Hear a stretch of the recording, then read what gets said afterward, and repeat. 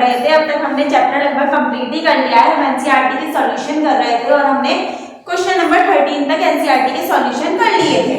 आज है हमारा क्वेश्चन नंबर 14। जो हमारा क्वेश्चन नंबर 14 है उसने हमसे ट्रू और फॉल्स स्टेटमेंट के बारे में पूछा है। पहली स्टेटमेंट ये है कि जो जे थॉमसन है प्रपोज अ न्यूक्लियस, कि जे थॉमसन ने न्यूक्लियस को प्रपोज किया। And the atom contain only nucleon, और एटम क्या था, खाली न्यूक्लियन था। ऐसा नहीं था, जे थॉमसन ने न्यूक्लियस की डिस्कवरी नहीं करी थी। तो ये वाली स्टेटमेंट क्या है, गलत। अब हमारी नेक्स्ट स्टेटमेंट क्या है, मतलब फॉल्स। नेक्स्ट स्टेटमेंट है कि अ न्यूट्रॉन, जो हमारा न्यूट्रॉन होता है, इज फॉर्म बाय इलेक्ट्रॉन। जो न्यूट्रॉन है वो इलेक्ट्रॉन से फॉर्म हुआ है। एंड प्रोटॉन कंबाइन टुगेदर, और प्रोटॉन उसके साथ कंबाइंड होता है। और ये इट इज अ न्यूट्रल, और ये क्या है, न्यूट्रल। ये भी नहीं है, ये भी स्टेटमेंट क्या है, हमारी फॉल्स है। अब है हमारी third statement, the mass of the electron, जो इलेक्ट्रॉन का हमारा मास होता है, इज अबाउट, ये क्या होता है, 1/2000 टाइम्स ऑफ प्रोटॉन के 1/2000 टाइम्स होता है। ये स्टेटमेंट बिल्कुल सही है। नेक्स्ट स्टेटमेंट है कि जो आइसोटोप होता है, आयोडीन का आइसोटोप जो होता है मेकिंग का आयोडीन टिंचर, वो क्या होता है, आयोडीन टिंचर को बनाने में यूज होता है। पर ऐसा भी नहीं होता है, क्योंकि जो आयोडीन टिंचर होता है वो आयोडीन के आइसोटोप से नहीं बनता। उसमें आयोडीन और इथेनॉल के मिक्सचर को लिया जाता है। जब चोट वगैरह लग जाती है तो डॉक्टर एक दवाई लगाता है लिक्विड सा, जो जब हमारे को क्या कहते हैं, उस चोट के ऊपर थोड़ी सी जब थोड़े दिनों बाद मतलब कि 1-2 घंटे बाद देखते हैं, उस चोट के ऊपर जो पट्टी होती है वो रेड, हमें पीली पीली सी और थोड़ी रेड रेड सी दिखाई देती है, वो आयोडीन टिंचर के लिए दिखाई देती है। तो ये स्टेटमेंट भी क्या है, हमारी फॉल्स है।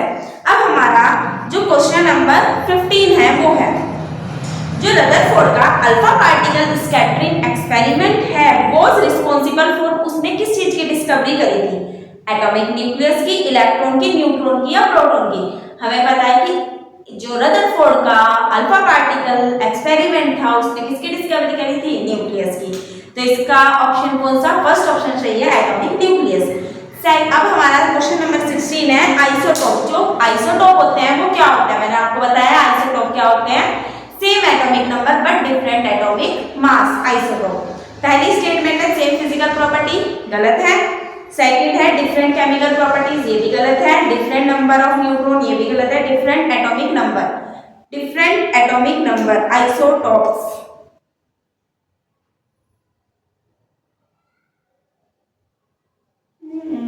Different atomic number, same physical properties, chemical properties, different. हाँ, जो आइसोटोप है वो क्या होते हैं, हमारे डिफरेंट एटॉमिक नंबर। अब हमारा जो नेक्स्ट वाला ऑप्शन है, मतलब कि क्वेश्चन है number of valency of the electron, जो हमारे को इलेक्ट्रॉन बताए हैं किसके अंदर, क्लोरीन के अंदर। ये हमारा क्वेश्चन नंबर 17 है।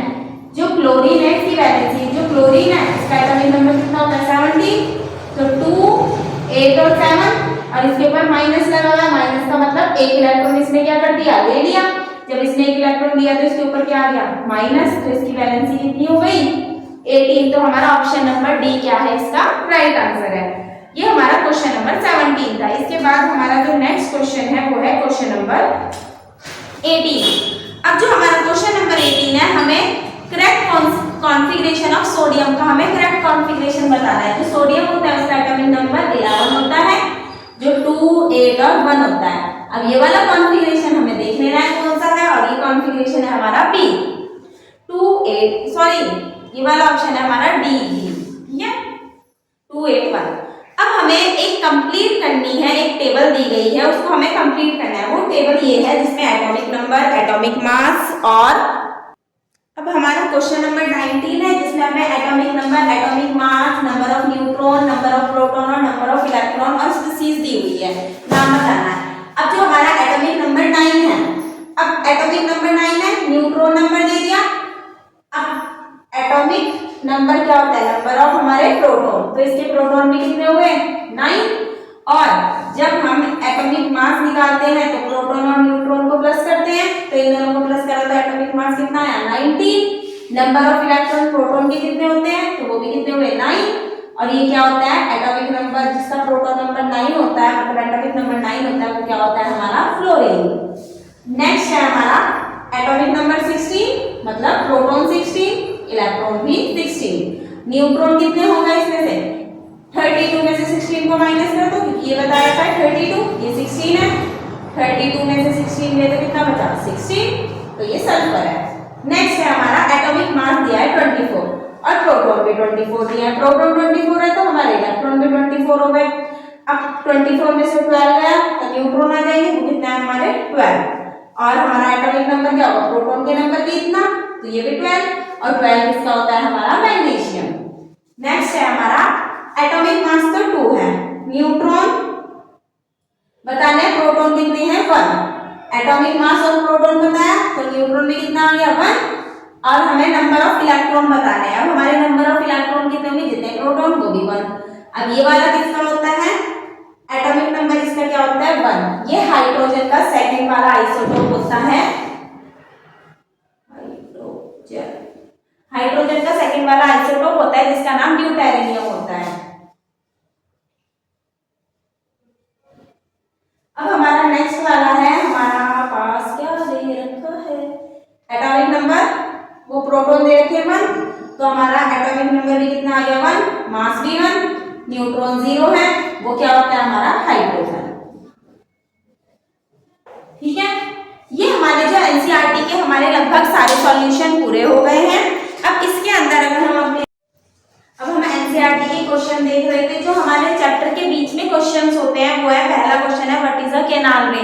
जो कैनाल रे होती है वो क्या होती है, जो कैनाल रे होती है ये क्या होती है पॉजिटिव रे होती है, डिस्कवरी ऑफ द प्रोटॉन की जो डिस्कवरी हुई थी इसके कारण हुई थी।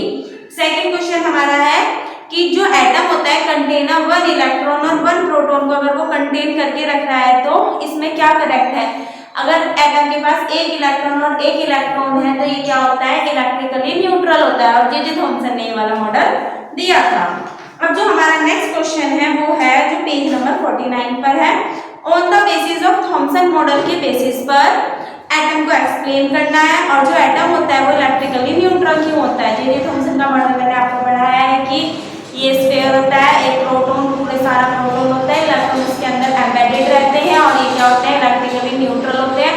अगर ऐसा हुआ तो एटम अनस्टेबल हो जाएगा, पर एटम तो क्वाइट स्टेबल है, इसलिए मॉडल फेल हो गया। तो सेकंड है on the basis of Rutherford के बेसिस पर कौन से सब एटॉमिक पार्टिकल जो सब एटॉमिक पार्टिकल होते हैं न्यूक्लियस में वो बताना है। प्रोटॉन होता है सब एटॉमिक पार्टिकल जो न्यूक्लियस में होता है, और जो इलेक्ट्रॉन होते हैं वो न्यूक्लियस के चारों तरफ क्या करते हैं घूमते रहते हैं। जो बोर का एटॉमिक मॉडल होता है उसकी 3 शेल के बारे में बताना है। बोर का एटॉमिक मॉडल में क्या होता है सेंटर में न्यूक्लियस होता है और न्यूक्लियस के चारों तरफ क्या होते हैं शेल होती है जिसमें इलेक्ट्रॉन चक्कर लगाते हैं। पहली शेल को हम क्या बोलते हैं न्यूक्लियस है K L M और N शेल बोलते हैं। इसमें 2 इलेक्ट्रॉन, इसमें 8, इसमें 18 और इसमें 32 होता है, जो 2n² वाले रूल से चलते हैं।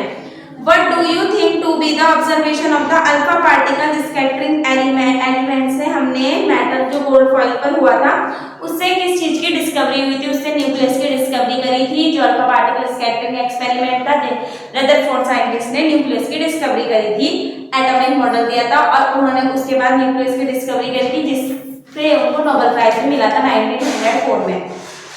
अब इसके बाद हमारा जो नेक्स्ट क्वेश्चन है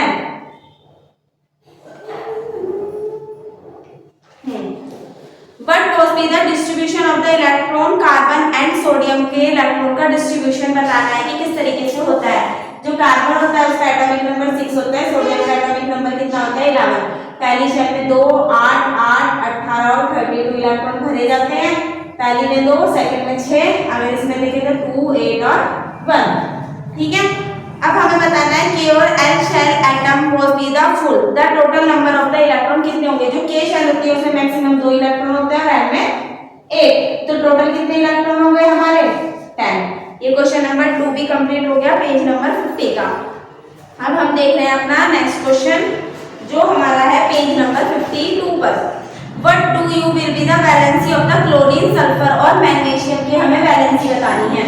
क्लोरीन, सल्फर और मैग्नीशियम। जो क्लोरीन होता है इसका एटॉमिक नंबर 17, इसका सल्फर का एटॉमिक नंबर 16 होता है और जो मैग्नीशियम होता है इसका एटॉमिक नंबर कितना होता है 12। क्लोरीन का अगर हम देखें 2, 8 और 7, 2, 8, 10 और 6, 2, 8 और और 2। अब हमें करना क्या है इसमें, वैलेंसी। ये क्या करेगा, आपने एक को कंप्लीट करने के लिए एक इलेक्ट्रॉन लेगा तो इसकी वैलेंसी 1 माइनस होगी, ये 2 इलेक्ट्रॉन को लेगा तो इसकी वैलेंसी -2 होगी। ये क्या करेगा, 2 को डोनेट कर देगा क्योंकि कोई से 7 इलेक्ट्रॉन नहीं दे पाएगा इजीली, तो इसकी वैलेंसी क्या होगी, +2। Mg के ऊपर +2 आएगा, सल्फर के ऊपर -2 आएगा और क्लोरीन के ऊपर माइनस आएगा। अब हमारा जो नेक्स्ट क्वेश्चन है इसी वाले पेज पे 52 पे, इफ नंबर ऑफ इलेक्ट्रॉन का जो नंबर है एटम में 8 है तो number of the proton is also 8, जो प्रोटॉन है उसका नंबर भी 8 ही होगा।